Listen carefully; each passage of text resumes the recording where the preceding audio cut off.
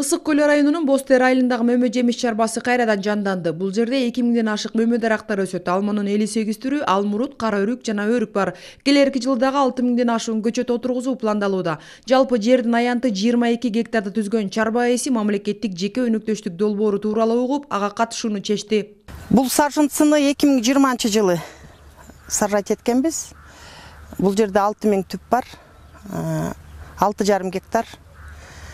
Несколько сортов яблоки, алма, летний алмалар да бар, зимний алмалар да бар. Полукарлик, грушалар бар. Грушанын жаңы бирүлүк деген грушада отургуздук 20 жылы. Вроде плады жакшы берип атат. Быйыл 1 тоннадай алдык, 20 жылы посажаны.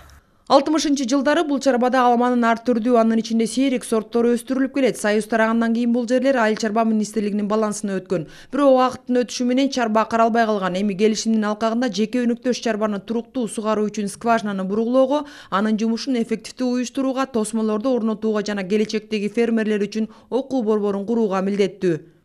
Почему мы решили пойти на государственно-частное партнерство? Эмне үчүн биз мамлекеттик жеке өнөктөштүк келишимин түзүүнү чечтик.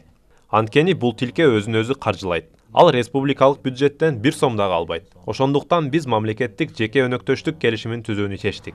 Бүгүнкү күндө мамлекеттик жеке өнөктөштүк мүмкүнчүлүктөрү кыйла кеңейди. Долбоорлор дээрлик бардык социалдык тармактарда ишке ашырылып келет. Мамлекеттик жеке өнөктөштүк коомдук инфратүзүмдү түзүүнүн кыйла модернизациялоонун натыйжалуу ыкмасы болуп саналат. Муну министрлер кабинетинин башчысы Акылбек Жапаров мамлекеттик жеке өнөктөштүк боюнча эл аралык конференцияда сүйлөп жатып билдирди. В дальнейшем очень хотели бы, чтобы все деньги, которые будут направлены на бюджетную поддержку. Экономикалык кырдаал тездик менен өзгөрүп жаткан заманбап чакырыктардын жана глобалдык процесстердин шартында бийлик органдарынын, бизнестин жана эксперттик коомчулуктун күч аракетин бириктирүү өзгөчө мааниге ээ болууда.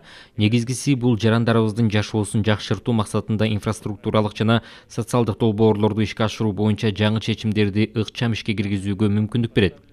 Мамлекеттик жеке өнөктөштүк бул коомдук инфраструктураны түзүүнүн жана олуттуу модернизациялоонун натыйжалуу ыкмасы болуп саналат. Ал дүйнө жүзү боюнча мамлекеттик кызмат көрсөтүүлөрдү сапаттуу жана натыйжалуу аткарууга жана инфраструктуралык объектилерди жакшыртууга, анын ичинде мамлекеттик бюджеттин жүгүн азайтууга жана бюджеттик каражаттарды натыйжалуу кайра бөлүштүрүүгө мүмкүндүк берүүчү альтернативдик ыкма катары таанылды.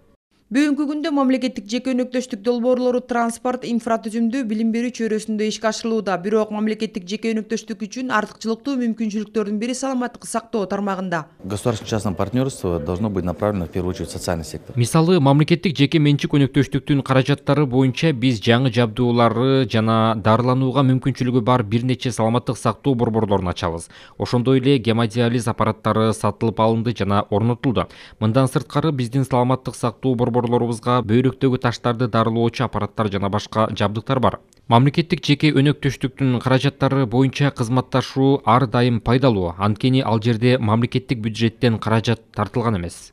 Мамлекеттик жеке өнөктөштүк бул мамлекет менен жеке өнөктөштүн ортосундагы узак убакытка чейинки өз ара пайдалуу кызматташтык. Мындай кызматташуулар долбоорлоо, каржылоо, курулуш калыбына келтирүү, объекттерди реконструкциялоо боюнча, ошондой эле иштеп жаткан же кайрадан жаңы түзүлгөн объекттерди башкаруу жаатында жүргүзүлөт. Эл аралык донорлор бул жагдайда кызматташуу ийгиликтүү кадамдарга алып бараарын белгилешет. The first is we support for the PPP advocacy. 2008 жылдан тартып мамлекеттик жеке өнөктөштүктү колдоо боюнча мыйзамдар, кадрдык потенциалды күчөтүү жана ага байланыштуу реформалар боюнча операциялар ишке ашырылууда.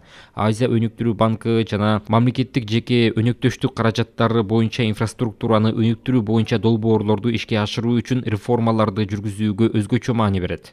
Мамлекеттик жеке өнөктөштүк борборунун жигердүү аракеттеринин аркасында 2021 жылдан бери сандык портфель 1 миллиард АКШ долларынан ашык суммадагы жеке инвестициялардын камтылышын эске алуу менен 56 долбоорго чейин байкалаарлык көбөйдү. Жалпы суммасы 300 миллион АКШ долларынан ашык 13 жаңы мамлекеттик жеке өнөктөштүк долбоору боюнча келишимдерге кол коюлду. 50 миллион АКШ долларынан кем эмес суммадагы 5 долбоор конкурс стадиясында. Мындан сырткары 56 мамлекеттик жеке өнөктөштүк боюнча долбоор даярдалууда. Долбоорлорду сапаттуу даярдоо максатында фонд кайрадан түзүлөт. Айжан Омолдошова, Рыскелди Көкүлбеков, Ала Тоо 24.